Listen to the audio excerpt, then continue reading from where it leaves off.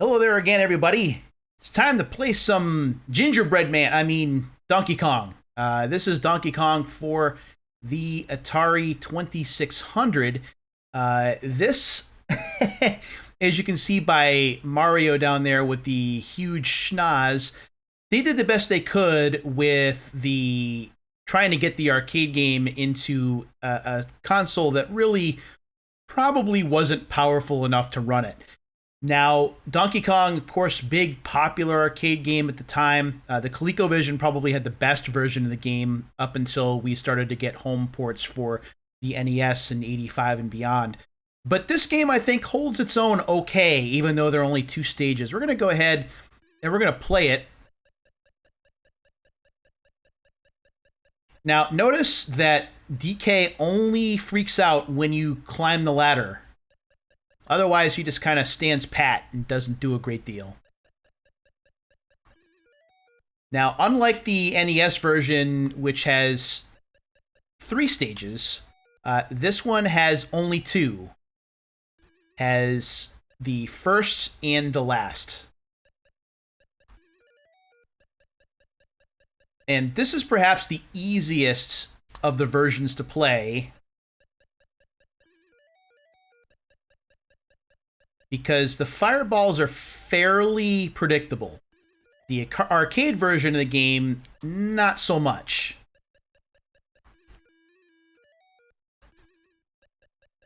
And you just do these 2 stages over and over again, and you try and get a high score.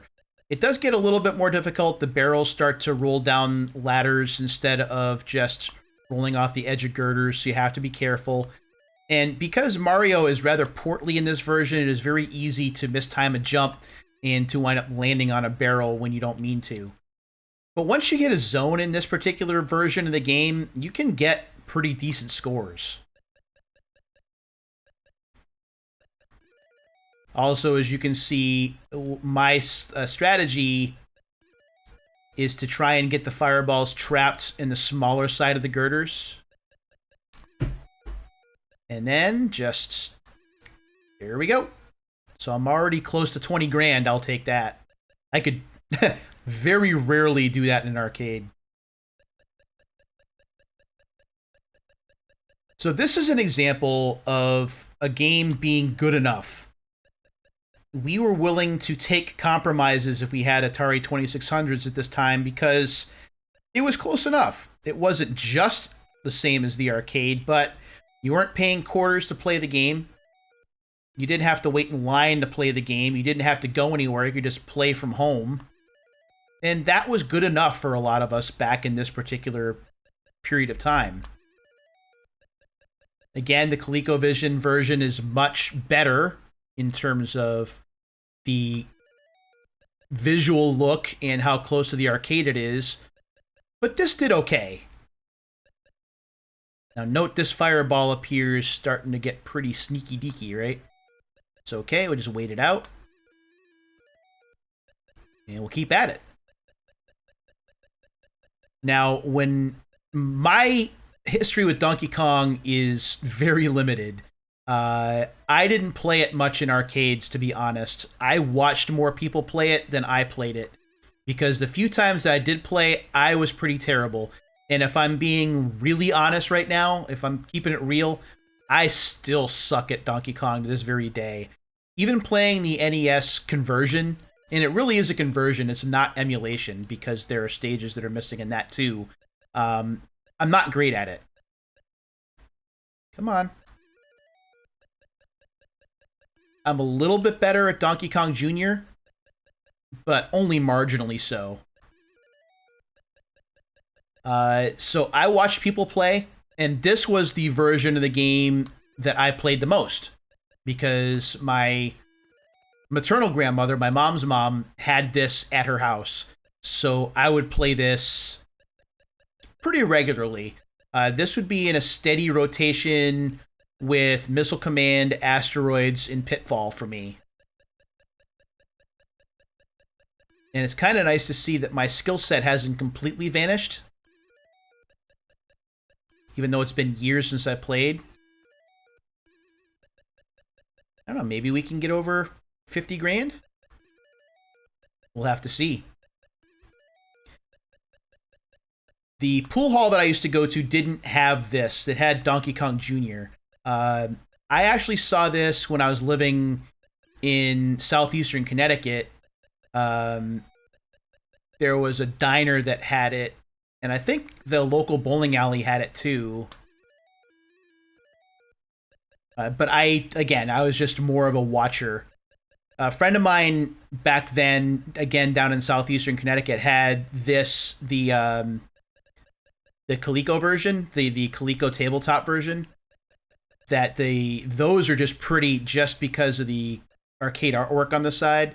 They aren't anywhere close to the actual arcade games, although they're based on them. But they looked pretty gosh darn cool. And he had this one, and I think he had Pac-Man. Again, this is like years and years ago.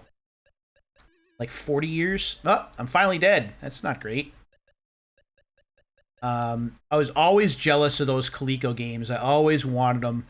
And while I was very fortunate, my dad's mom, my paternal grandmother, got me a lot of video game related stuff, but that was one thing she just wouldn't do. So I never really complained too much about not having it. But I always wanted those Coleco tabletops. And these days, if you look at them on eBay, you forget it. Not only do I have just way too many things, and I probably need to cut back on the amount of stuff that I have, but that's that kind of money, because it's something that I want to play rather than look at. Like, it's just not good enough. It was good enough back then, but now there are just better ways to play the actual arcade game. 60 grand. When we're talking about Atari arcade conversions, obviously Atari's own were quite good. I played those a lot. Whoa, I'm dead. Missile Command and Asteroids, like I mentioned, those were always in my rotation. Frogger, I thought was pretty good. Not perfect. Oh, I'm dead. 61,100. We'll see if we can do better than that. Frogger was good, I thought. What else did I play that was an arcade game? Oh, it hit my nose. That's pretty bad. Trying to think. I played the Atari 2600 version of Gorf, and it was okay. It wasn't great. I played that more on my VIC-20 and my Commodore 64. So it was a little bit of a wait. But even then, those games weren't as good as the arcade. That I enjoyed playing in arcades because of the speech, and just because the graphics I thought looked a little bit better. Star Trek Strategic Operations Simulator is also another one that I played on the 2600. It's okay. Again, you're asking the 2600 to do things that it probably can't do. And you have to accept some pretty major compromises. It was okay, but I would rather play it in arcades, and I would definitely rather play it at the pizza place near where I was living, that had the deluxe sit-down cabinet where I could play that a ton. When I had a chance to play that sit-down cabinet when I was last at Fun Spot in New Hampshire, which was like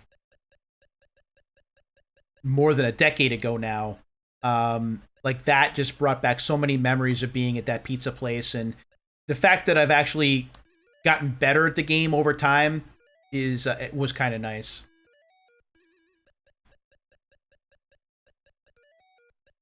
What other arcade? I'm trying to think of the other arcade games that Star Wars, the arcade game. Again, if you're willing to accept compromises, it's decent for what it is. I know there's a version of Double Dragon for the 2600. I have not played that.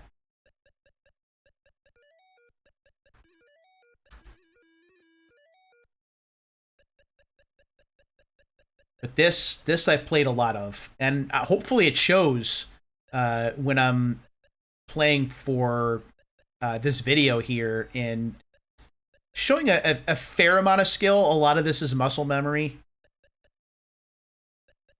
And I do think if you want to play a Donkey Kong game that's forgiving and at least makes you feel like you can play, this is the one to go with. Because this one is fairly easy. Just thought of another couple of arcade games now that I'm thinking back. Vanguard. Venture is another one. Venture I'd love to see on the Switch, but I don't think it's going to happen. I think there's a deal with Exidy where they all had to be open, like the ROMs had to be released in like open source or something. I thought I read that somewhere. I could be wrong. Feel free to correct me in the comments if you've heard something different. I've always wanted to have Venture properly emulated. Vanguard is pretty well done on the 2600, if you ask me. Vanguard is a game that you can play via the SNK Anniversary Collection. There we go. Berserk is another one. I really need to play some Berserk for the channel. Maybe I'll do that next time, or one of the next videos I do. Unfortunately, is not as the Atari 2600 version is very good, but it's missing the speech synthesis from the arcade game, and that makes it lose just a little bit of something. It's a compromise again that's fine, especially for its time, because the 2600 just doesn't have that kind of technology, but the voice is part of what makes Berserk what it is. Come here. Here we go. Gotta be careful here. Yeah, jump over that and over here.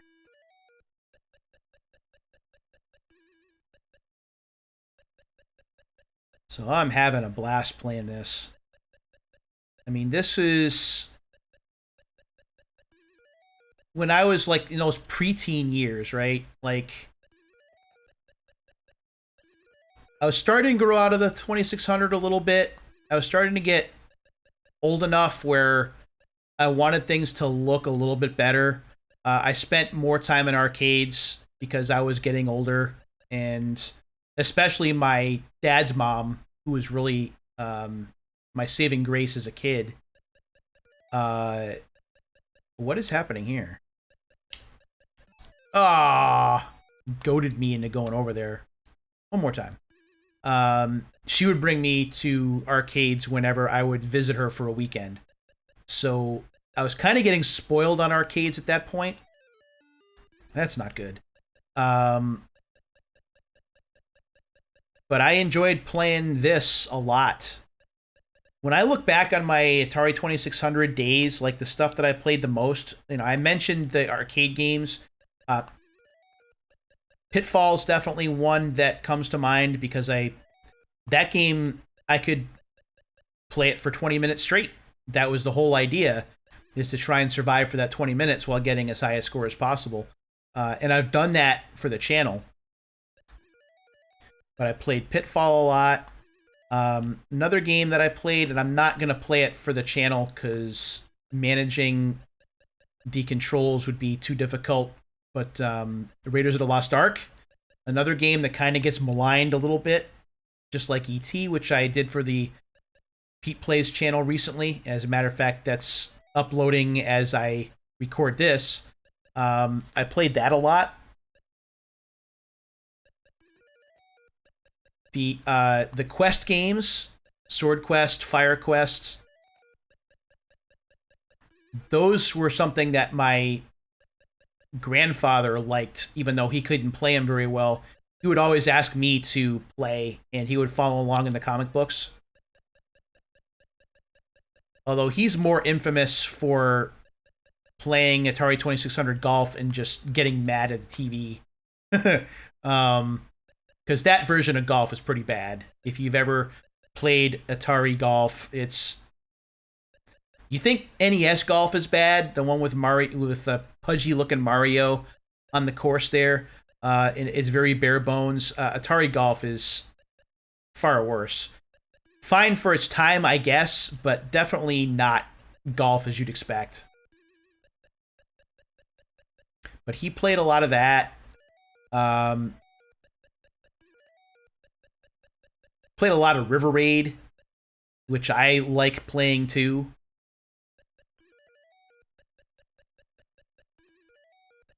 The Magic games, anyone who's old enough who remembers Magic, Cosmic Arc, and Atlantis, those were two pretty popular ones at my grandparents' house. Come on. You know you want to.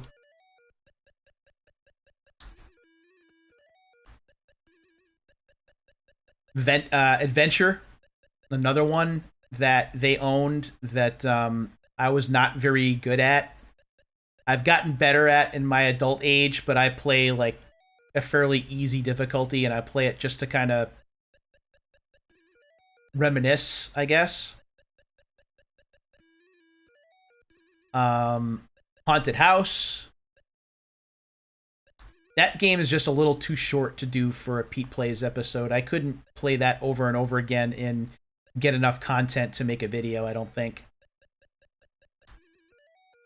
Something like Donkey Kong here, where it's all about score and trying to get a new high score. Like, that's something that's video worthy because I can play it over and over again, talk to you guys while I'm playing and trying to improve my scores. Oh no. There we go. But Haunted House doesn't line up that way.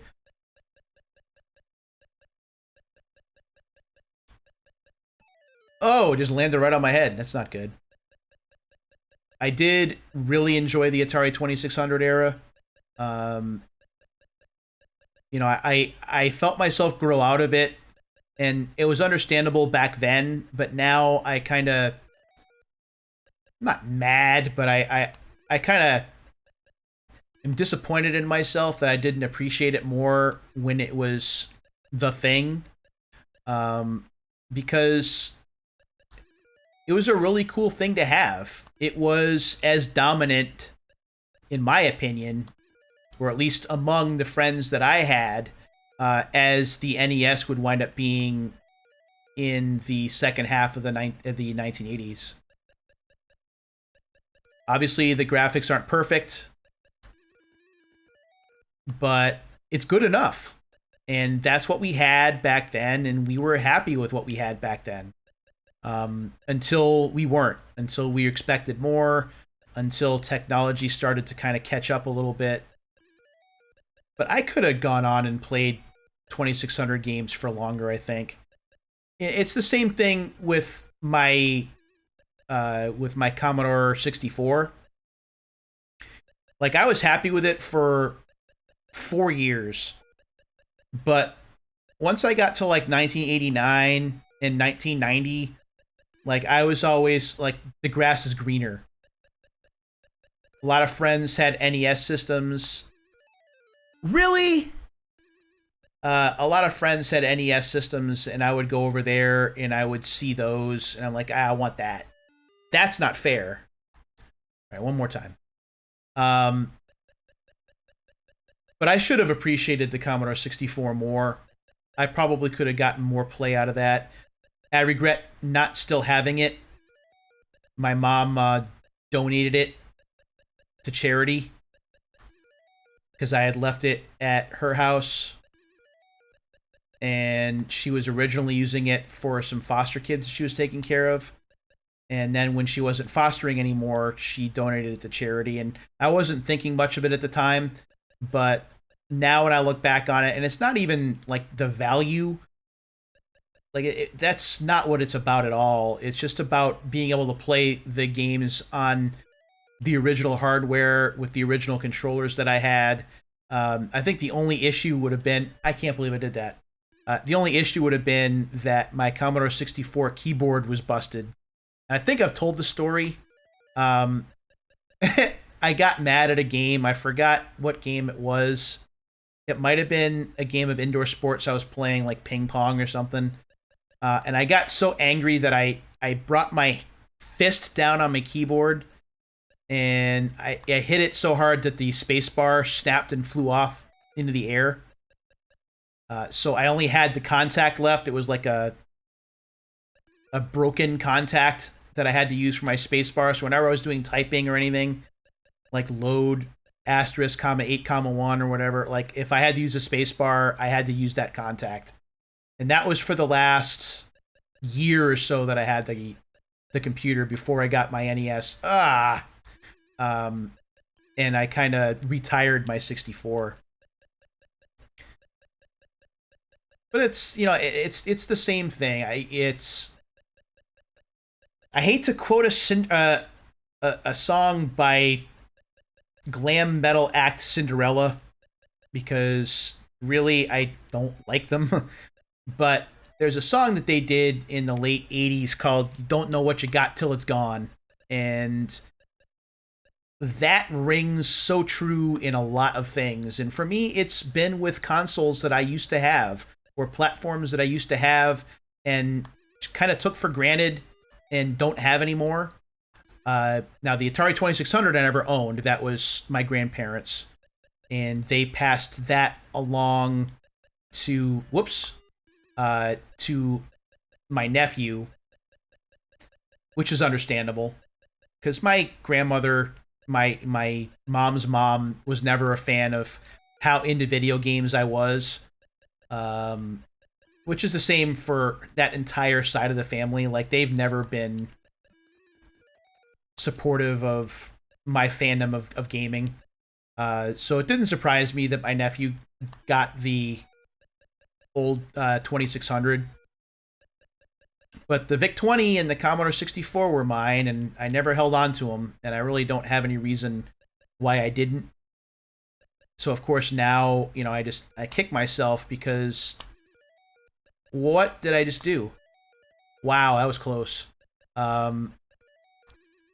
Because those were cool to own. Well, I should have been dead there, but that's okay. You know, I still have an NES and a Super Nintendo, and I know that I've talked about parting with those and the games forum, and I may still yet have to do that, and I'll explain about that in a couple of minutes here. But,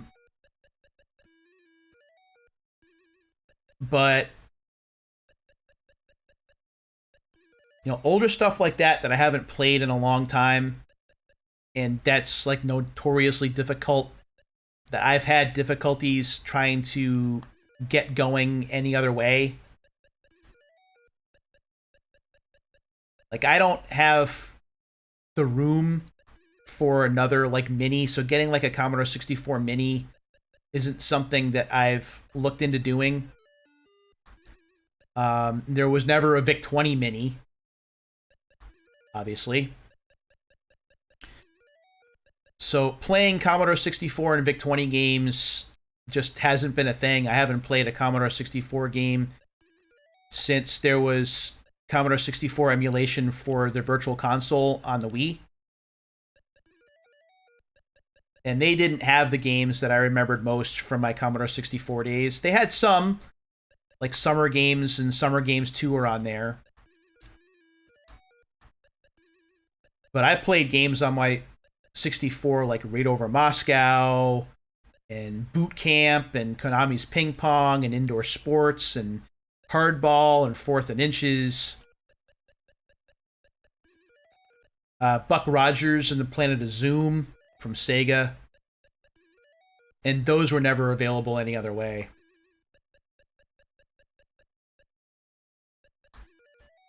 So, I did mention that I may possibly have to sell some things. I'll just come clean now. I've talked in the past, on past streams, like recent past streams, that the job that I took that I started in February of this year has not been going well. It's not like anyone's fault, really. It's just I took a job that and got hired for a job that I probably was not well qualified for. Working in healthcare, trying to answer questions from doctors' offices and hospitals about claim denials. It's been a struggle for like 3.5 months. And I've stuck it out, hoping that like some light bulb would go off and things would get better. And it has not happened. It's gotten to the point over the last month or so where I just been dreading every day going to work. And while there are definitely some days in any job that you're going to dread going in, this has been every day for me, and it's not been great for my mindset. It's not been great for life outside of work. It's not been great for my level of creativity, like being able to do things like for the YouTube channel or writing or whatever, because I'm just so either angry about work or anxious about work or feeling just kind of awful about things that it's taken too much of a toll. So I have been spending the better part of the last couple of weeks really hitting the job openings hard and seeing what else is out there. And I actually did get lucky, or I don't really want to use lucky because I think that my qualifications helped. But I did interview for a job at a charter school this past week. In fact, it was a 2-part interview. I got called back to do skills testing for it. The job would be primarily doing data analysis and gathering data for the Board of Education and some other things for the school. And I took a shot at it because it's a technology type job, and I figured that my ability to learn technology pretty quick would be helpful. And then when I interviewed the first time, like they were talking about using Excel, and they were talking about some functions of Excel that I had never used before. So I thought at that point that, I was honest. There were certain things that I didn't know about Excel, but I could probably learn if I was given the opportunity. And I didn't think I'd get a call back, but I did. And they actually asked me to come back and do a skills test, which I did. And the day before the skills test, because I got a call like the day before asking me to come in. So for real, darn it. So for real, I paid $85 for an online course from IBM about Excel data analysis. And I crammed what would be 4 weeks worth of classes into about 5 hours. And I studied everything. I watched the videos. I did the labs. I got my certificate. And then when I went to do the skills testing the next day, like my brain just was empty. There were some things they asked, or that I was asked to do as part of the skills test. And it was something that the school came up with. It wasn't like a widely available thing. They just came up with scenarios for that would be based on things that they would have the person do in the position. They asked me to do them, and I struggled. Took me about an hour and 15 minutes to do 2 things: to like compose a letter, which I did, and the person who interviewed said that they were impressed by how it looked and how I worded it, so that was good. But the Excel piece, like doing some analysis work, I struggled with some of it, especially doing charts and things. And somehow, even though I struggled, I did manage to pass the skills test. And I am one of 2 people left standing for that position. are supposed to make a decision as to who they want to offer the job to this coming week. So we'll see. Now, even if they offer the position to me, I'm not 100% sure that I'm going to run with it, because the skills test kind of showed me that I could possibly be biting off more than I could chew by taking that job. So I'm not entirely sure, but I have a couple of other possibilities that I put in applications for, and I'm hoping to hear back on. What I really wanted to do was offer like low, or not low level, but level 1 tech support for school buildings, kind of like how I did at an elementary school back in 2018 and 2019. But there just aren't a lot of those positions available anymore. They've kind of folded those positions into assigning them to a school's computer teacher and having them do kind of everything. So I haven't been able to find a lot of those. There was one position that I found that I applied for that I'm going to be waiting on for a while, because the application window is open until the end of August. But it's pretty close, and it's for a virtual school that's been vetted by our state board of education, so that's certainly a good thing. So I put in for that. I also put in to be a floating substitute teacher at an elementary school. I have had some floating substitute experience, so it made sense to put that in.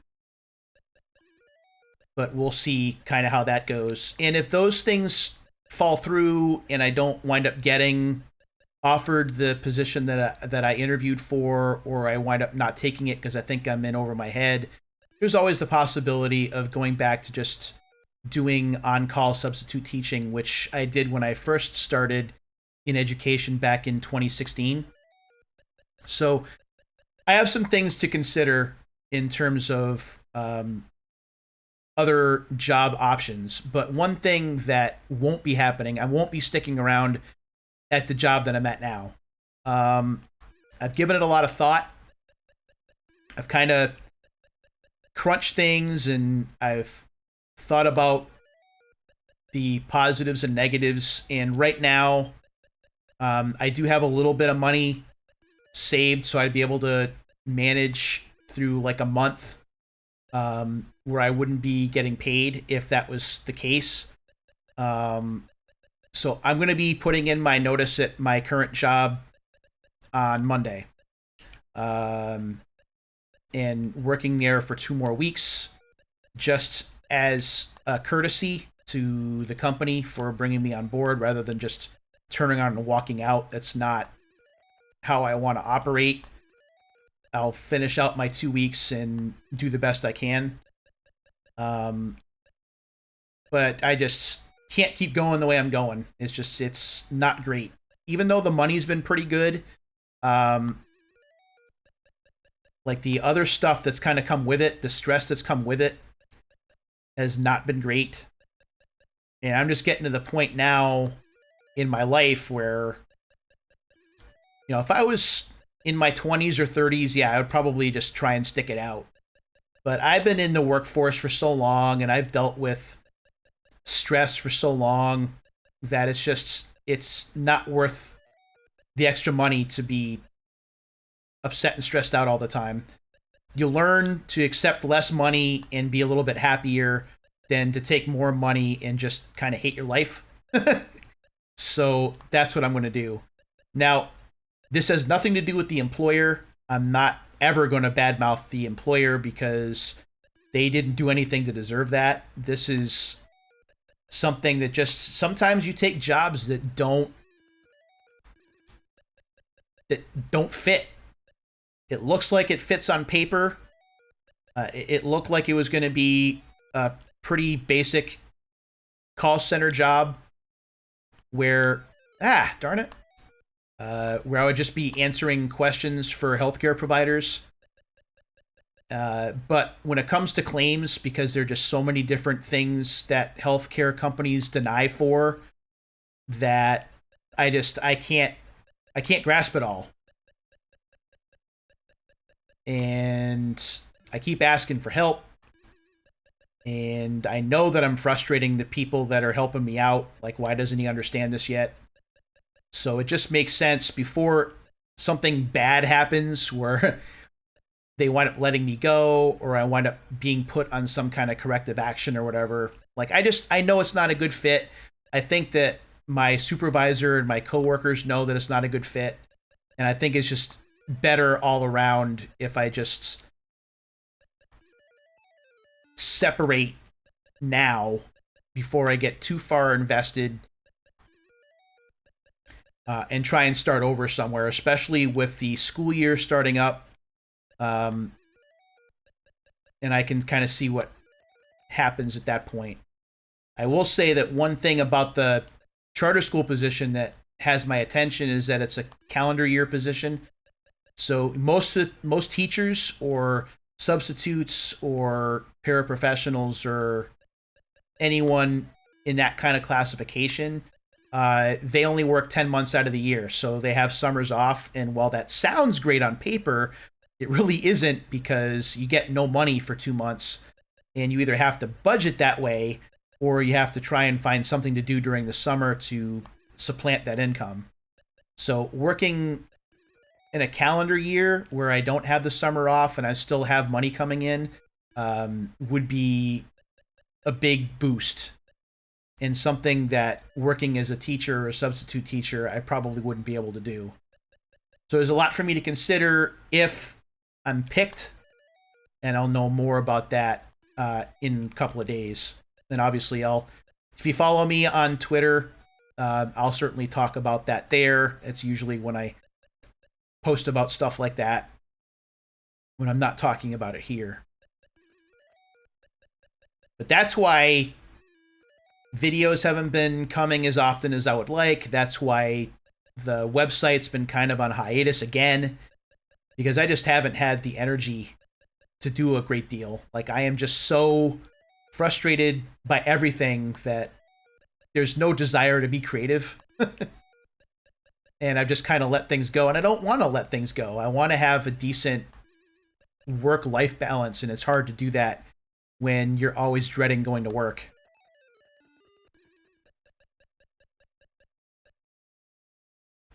But if I don't get that job, or if I wind up getting a job and it's not great paying, I may have to look into narrowing down some of my video game collection a little bit, and just taking some of that money and putting it into savings so I can pay some bills. I don't know for sure that's going to happen. As I've mentioned, if I was going to do anything like that, Nintendo and Super Nintendo stuff would be first. I really don't want to separate myself from any of the disc-based stuff, if I can help it. Especially like on the PlayStation and PlayStation 2 side. It's cheating. But that's certainly a possibility.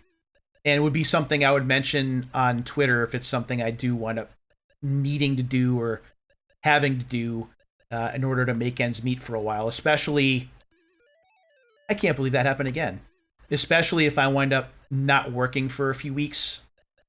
Like having to take some, not having to, but wind up being without income for a little bit. I may need to do that to kind of get by until I get steady paychecks again. But we'll see how that goes.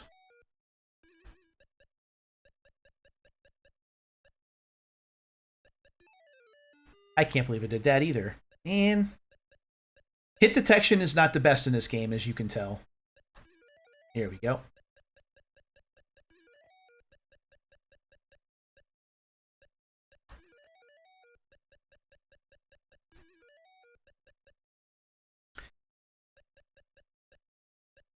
So other stuff besides work that's been going on. Been playing some games of late that are not on stream. Been playing stuff on the Switch. pretty good week for Switch, honestly. Capcom Arcade Stadium 2 debuted this week, which I had already had pre-ordered, so it was nice to be able to play the stuff that was unlocked. I had bought the bundles, so I got all of the arcade games that are part of this. I didn't pick and choose. Some of the choices are pretty interesting, I think. Most of, although not all of, the Capcom Fighting Collection is here, or games that Capcom has released physically. So, like, the entire Street Fighter Alpha trilogy is here in Capcom Arcade Stadium 2. I actually like to play the Alpha games here more than on the Street Fighter Anniversary Collection because the button mapping is better. What I mean by that is when I play Street Fighter Alpha, because I use the controller, I don't use a 6-button stick or anything. I like to have buttons mapped to all the punch buttons or all the kick buttons, like kick times 3 and punch times 3. I like to do that especially for the first 2 Street Fighter Alpha games because that signifies using like the strongest level alpha or super move you can use. And in the Anniversary Collection, you don't have the ability to map that. So in order to press all 3 kick buttons, you actually have to physically press all 3 kick buttons, and I struggle with that. So in the Alpha games here, you don't have to do that, and that's a pretty big deal for me.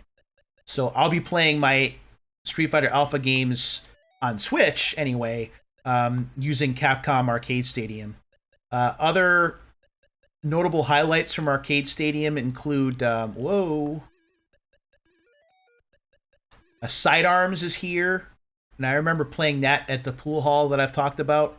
Didn't play it much, but I did play it down there. Knights of the Round and Black Tiger are there. King of Dragons is too.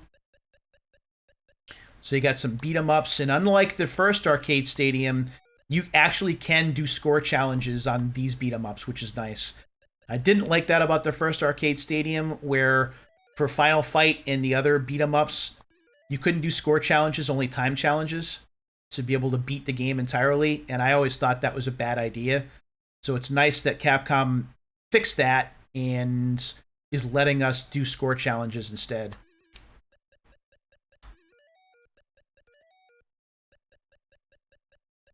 So Arcade Stadium is good. Arcade Stadium 2, I should say, is good. Also releasing this week digitally was Baldur's Gate Dark Alliance 2, which has habitually been a very expensive game to get for the PS2 especially, but also for the original Xbox. So it's available now that you can play it on console or on PC. Gonna do one more game here. Unfortunately, while the game plays fine and I haven't had any bugs or glitches, visually, especially with some of the texturing, it's not great. I don't remember if the PS2 game looks this bad, but the Switch version certainly does. Inside of Baldur's Gate, there's a hay wagon, and the hay is just like a tan polygon. The road textures are all blurry. It's not a very good looking game. Some of the resolution is better, obviously. That's the whole point of moving this to modern consoles and PC, but the texturing certainly needs work. I don't know if they'll patch it, if they'll figure it out. It's too early to determine whether Square One is going to do anything about that, but as it stands right now, it's not a great looking game. There are also just some issues with the game in general that I had forgotten about until playing it over the last couple of days. Like, there's a lot of samey kind of, not a lot of, but there are a couple of samey kind of missions where you have to escape from a building either because of poison or because of fire. It just feels like it's overused. There's also some assets from the first game that just feel kind of thrown in. It is the inferior of the two Dark Alliance games. Now, both Dark Alliance and Dark Alliance 2 are available on Switch and on other platforms. If you're going to get one, get the first one. The second one is not the best. Unless you can get it on sale, it's probably not something you need. Or you can get Diablo 3 instead, which really masters the concept a lot better, does better for loot, and the replayability, I think, is definitely deeper too. I was supposed to be playing Live Alive or Live Alive this weekend, but between Best Buy and UPS, they dropped the ball. The game's not going to get here for another 3 days.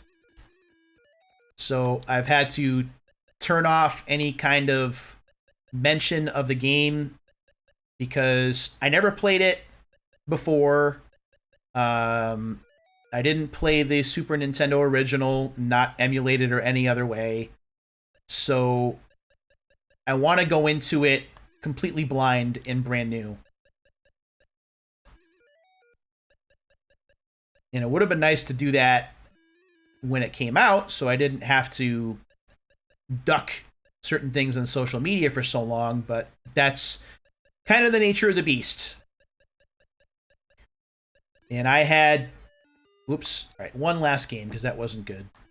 I had that pre-ordered from Best Buy, like, back in April, along with the Cowabunga collection, like the collector's Cowabunga collection, which now looks like it's going to be coming out in late August.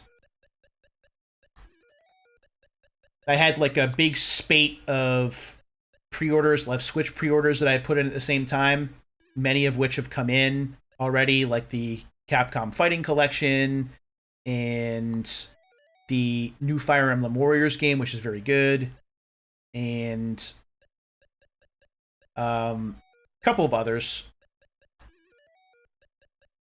But I won't be doing my pre-orders from Best Buy, at least not anytime soon. And I'm probably going to be cutting back on pre-orders anyway, now that money's going to be a bit tighter, I think. I'm reasonably certain, actually. So I'm not going to be having as much disposable income as I've had for the last few months. And that's fine, too. I have so many games to play right now that the backlog is just, it's ridiculous. And even where I'm at in my collection of retro games, like, I don't know that there's very many more that I need or want. Like, I have some wants, I guess, but they're not, like, that important. I just passed 800 PlayStation games, like original PlayStation games, thanks to a late arriving purchase from an online seller and from a trip to one of my favorite video game stores, Gadget Depot, which is in Holyoke, Mass. Shout out to Diego if he watches this, and to Dave.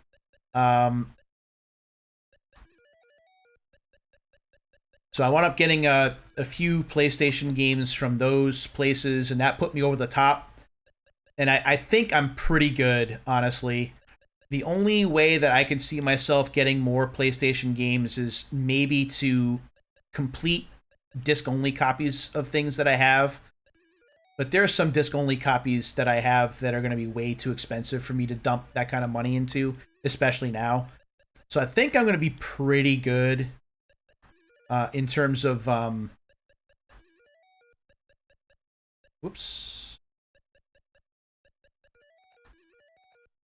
in terms of buying retro games for a bit, you know, especially since I'm thinking about cutting back on the collection I already have. You know, it's a good problem to have a lot of games to play, and I do have a ton. I have more games right now than I could ever hope to have time to play, even after or if I live long enough to retire. So I'm good. Does that mean that I'll stop buying games for good? No, probably not. I'm sure there are going to be some Switch games that'll come out that I'm really going to want. I'm just going to have to budget my money tighter. Or there may be situations where I need to replace a console that I haven't that I've been playing a lot of or haven't played a lot of, and it just doesn't work anymore. Or maybe I'll find some deals on something that I don't have that I really want. But I think after what's been 10 years of collecting actively, I think I'm at the point where I'm feeling pretty good about where I am. And now it's just kind of honing that library to the stuff that I really want to play and just relying on that.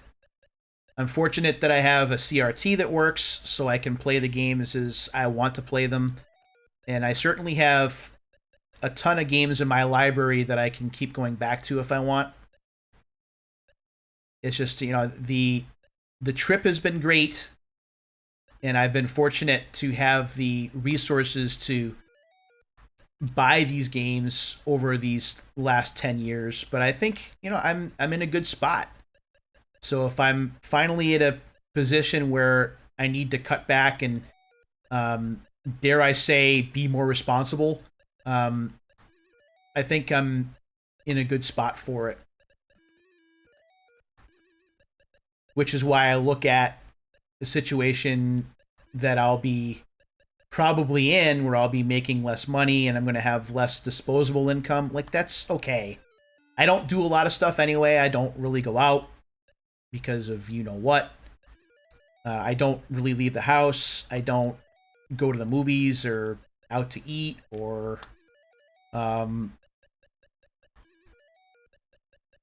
take long trips or anything like that. So, my disposable income really winds up getting spent on games. And if I have less of it, that just means I buy fewer games. And given how many games I have already, I don't think that's a major problem.